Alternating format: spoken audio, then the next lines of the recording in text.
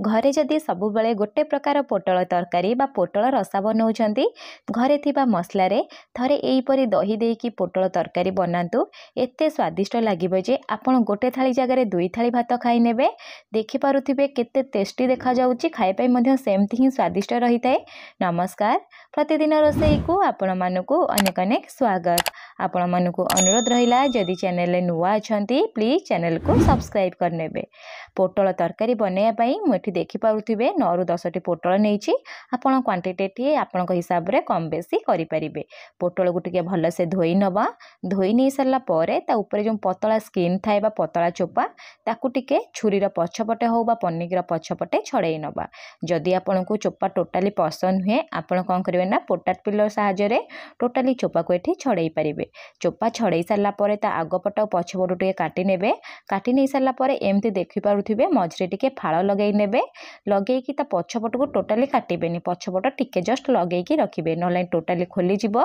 देखि पारुथिबे एही हिसाब रे मु सब पोटल को काटी नेइची। आकु गोटे साइड रे रखी नउची। एपटे गोटे मिक्सिंग जार नेइची।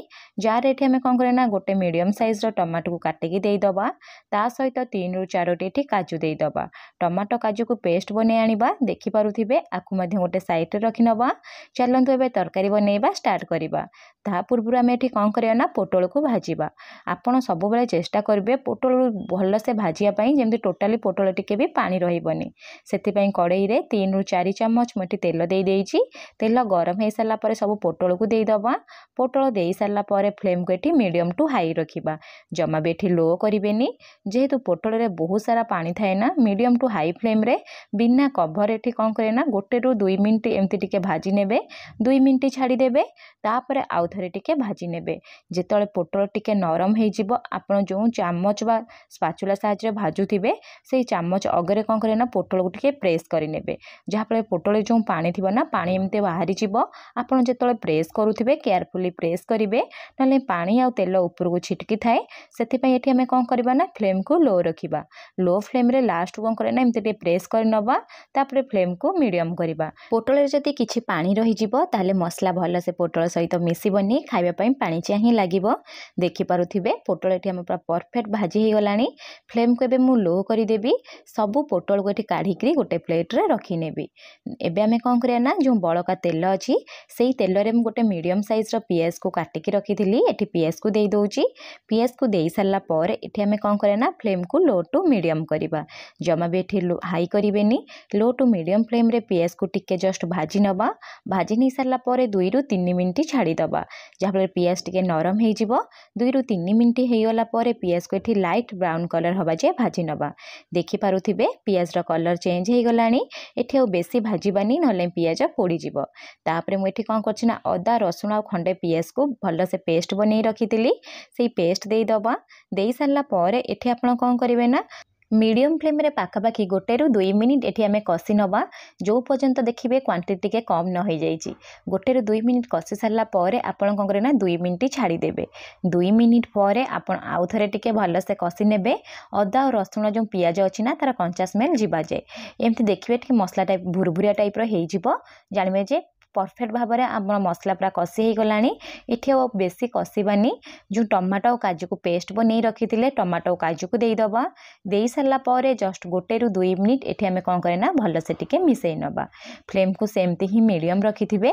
स्वाद हिसाब रे एबे आपण कोन करे ना लूण यूज करिवे। मु एठी आधा चम्मच लूण देई दोउची। आ गोटे कथा मु कहि पई भूली जाइथिली, केवल मु एठी पोटल तरकारी बनैची। आपण चाहिले पोटल आलू मिसई की मध्य तरकारी बनै परिबे। लूण देई सारला पर जस्ट 1 रु 2 मिनिट एठी हमें कोन करबे ना कषि नबा। कषि नै सारला पर एठी आपण कोन करबे ना फ्लेम को लो टू मीडियम रखि देबे। लो टू मीडियम फ्लेम रे कवर करके 4 मिनिट छाड़ी देबे। जहा फल रे हमर टमाटो मध्य भल से सिझी जिवो। आपण जेतेबेले टमाटो यूज करूछंती सेतेबेले ही लूण दियंतु। कम समय रे टमाटो पूरा सिझी जाई थाए। देखि पारुथिबे 4 मिनिट पर मु कवर काढी नउची। तेल टिके टिके एमती ऊपर भासीबो आपण कौन करेंगे ना कंटिन्यूअसली 1 ରୁ 2 मिनिट कषि नेबे आ मसलार चिक आसीगलानी एबे आमे कषि सारा पर 1 ରୁ 2 मिनिट छाड़ीदबा 2 मिनिट पर एठी आमे कौन करिबा ना आउ थरे भल से टिके कषि नबा। एठी हमर मसला पूरा परफेक्ट रेडी हे सारलानी एबे आमे कौन करिबा ना सुखिला मसला यूज करिबा। जेतेबेले कड़ाई रू एमती टिके मसला छाड़ीबो तेल टिके ऊपर एमती टिके भासीबो तापर जाई सुखिला मसला यूज करिवे। सुखिला मसला मु 1 चामच देई दोची काश्मीरी चिल्ली पाउडर भल कलर आसीबो।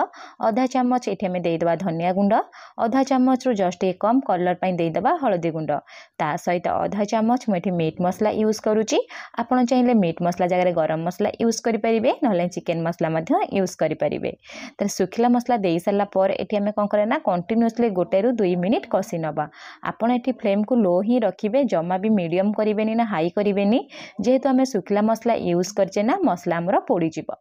देखि पारुथिबे मुझे कंटिन्यूअसली 1 ରୁ 2 मिनिट कषि सारानी आबे आमे कौन करिया ना सुखिला मसला सब सिझिया 3 ରୁ 4 चामच पानी देई दबा।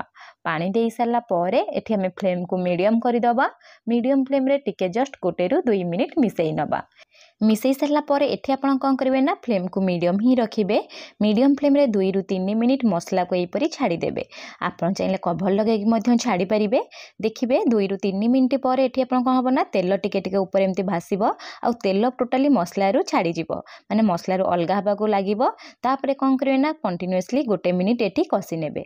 जेमती मु आपण को आगुरु कहिथिली मु एठी दही पोटल तरकारी बनेइबी सेथि पे मु एठी कौन करछि ना 2 चामच दही को भल से फेंटी नेइथिली। 2 चामच एठी मु दही देई दोउची। दही देई सारला परे आपण एठी कौन करिवे ना कंटिन्यूअसली 1 ରୁ 2 मिनिट मसला सहित मिसेइबे नले पूरा मसला रे दही खंड खंड हे जिवो। एक तो स्वाद एते आसीबनी 2 रे तरकारी रो कलर पूरा पूरी चेंज हे जिवो। कंटिन्यूअसली मिसेई सारला परे 1 मिनिट छाड़ी देबे। तापरे भाजी की रखिथिबा पोटल को एठी देई दबा।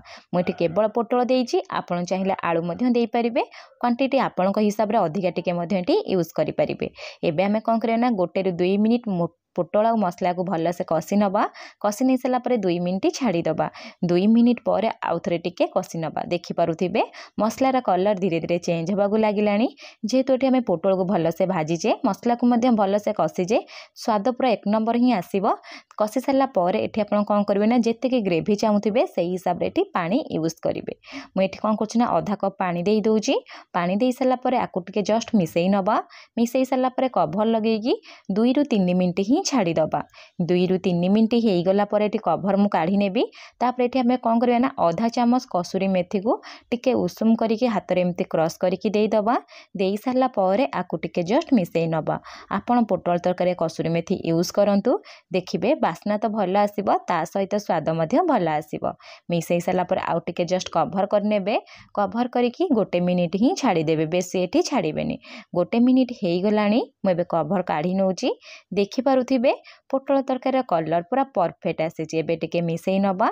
आपण चाहिले लास्ट को एठी धनिया पत्र यूज करि परिबे गरम मसला मध्य यूज करि परिबे। एबे हमर पोटल तरकारी बनिकी रेडी सरलानी। पुणी देखा हबो नेक्स्ट वीडियो रे। रहिली धन्यवाद।